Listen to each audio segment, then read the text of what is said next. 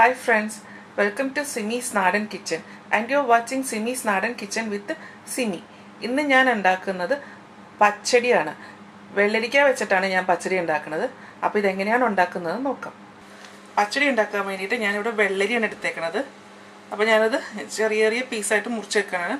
അപ്പോൾ പച്ചടി ഉണ്ടാക്കുമ്പോൾ നല്ല ചെറിയ പീസായിട്ട് വേണം മുറിക്കാനായിട്ട്. ഇനി ഇതിലേക്ക് വേണ്ടത് ഒരു പച്ചമുളകാണ്. ഞാനതിങ്ങനെ വട്ടത്തിൽ അരിഞ്ഞിരുന്നതാണ് ഇതിൻ്റെ അകത്തേക്ക്. ഈ പച്ചടി എന്ന് പറയുന്നത് സദ്യ ഐറ്റമിൽ വരുന്ന തൊടുകറിയാണ് കേട്ടോ. അതുകൊണ്ടാണ് ഞാൻ കുറച്ച് ക്വാണ്ടിറ്റി ഉണ്ടാക്കുന്നത്. ഇനി ഇതൊന്ന് ഈ പച്ചമുളകും വെള്ളരിയും കൂടെ ഒന്ന് വേവിച്ചെടുക്കണം.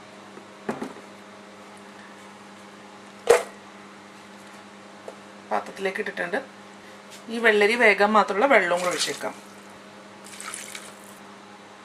വെള്ളരി കിടക്കുന്ന ആ ലെവലിലാണ് വെള്ളം ഒഴിച്ചേക്കണത്. ഇനി ഇതിലേക്ക് ഉപ്പിട്ടിട്ടൊന്ന് ഇളക്കി കൊടുക്കാം. ഇനി ഇതൊന്ന് വേവിച്ചെടുക്കണം. ഇനി ഇതിനൊരു അരപ്പുണ്ടാക്കണം.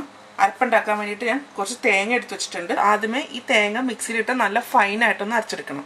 അപ്പോൾ അരയ്ക്കുമ്പോൾ വെള്ളം ഒന്നും പാടില്ല. അത്രയും വെള്ളം കുറയ്ക്കാവോ അത്രയും വെള്ളം കുറച്ച് വേണം ഇത് അരച്ചെടുക്കാനായിട്ട്.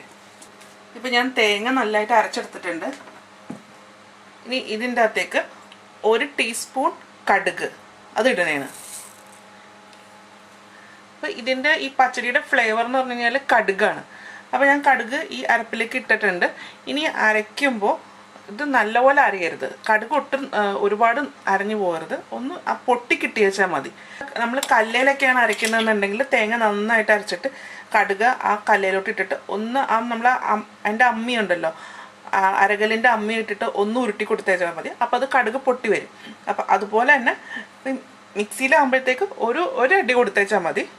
ഒന്ന് ഓണാക്കുമ്പോൾ തന്നെ ഇത് പൊട്ടിക്കോളും. ഒരുപാട് അരയരുത് കേട്ടോ. അരഞ്ഞു കഴിഞ്ഞാൽ ഒരു വേറെ ടേസ്റ്റ് ആയിരിക്കും ഇതിന്. അപ്പോൾ കടുകും തേങ്ങയും കൂടെ അരച്ചെടുത്തിട്ടുണ്ട്. അപ്പോൾ കടുക് ഞാൻ കാണുന്നില്ലേ, ജസ്റ്റ് ഒന്ന് പൊട്ടിച്ചിട്ടേ ഉള്ളൂ. ഇതിൻ്റെ അകത്ത് വേറെ ഒന്നും ചേർത്തിട്ടില്ല, തേങ്ങയും കടുകും മാത്രമേ ഉള്ളൂ. ഇനി നമുക്ക് കറി ഉണ്ടാക്കി തുടങ്ങാം.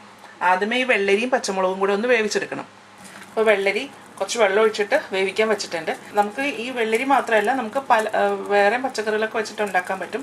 ഇപ്പോൾ പടവലങ്ങ, പിന്നെ കുമ്പളങ്ങ, പിന്നെ ബീട്രൂട്ടൊക്കെ ആകുമ്പോൾ കുറച്ചുകൂടെ കാണാൻ നല്ല ഭംഗിയായിരിക്കും. ഒരു റെഡ് കളറിൽ വരും.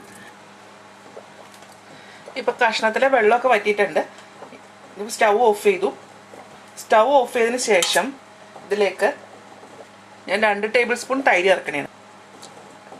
ഇനി ചെയ്യുന്ന കാര്യങ്ങളെല്ലാം സ്റ്റൗ ഓഫ് ചെയ്തതിന് ശേഷം മാത്രമേ ചെയ്യാൻ പാടുള്ളൂ. അപ്പോൾ ഇപ്പോൾ നമ്മൾ തൈര് ഇട്ടിട്ടുണ്ട്. തൈര് ഇട്ടേക്കുന്നതും സ്റ്റൗ ഓഫ് ചെയ്തതിന് ശേഷമാണ്. ഇനി നമ്മൾ അരച്ചു വെച്ചേക്കുന്ന ആ അരപ്പും കൂടെ ചേർക്കാം. എന്നിട്ട് ഇത് നന്നായിട്ടൊന്ന് മിക്സ് ചെയ്ത് കൊടുക്കാം. ഇത് ഉപ്പൊന്ന് നോക്കട്ടെ. ഉപ്പ് കുറച്ച് കുറവുണ്ട്. അപ്പോൾ ഞാൻ ഇച്ചിരി കൂടി ഉപ്പിടണേണ്.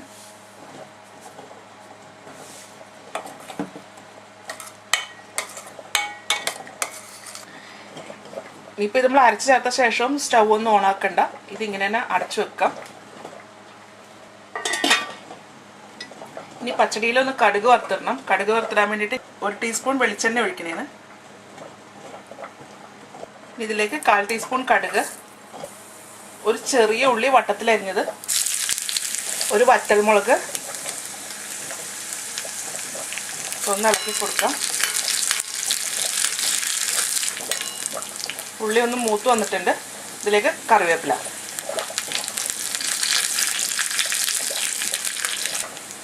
ഇത് ഇപ്പം എല്ലാം മൂത്തിട്ടുണ്ട്. ഇനി നമ്മൾക്ക് ആ പച്ചടിക്കകത്തേക്ക് ഒഴിക്കാം.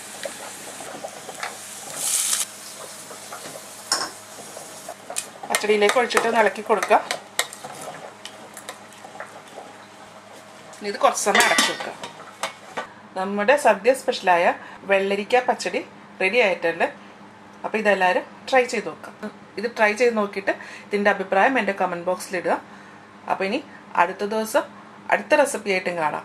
Thank you.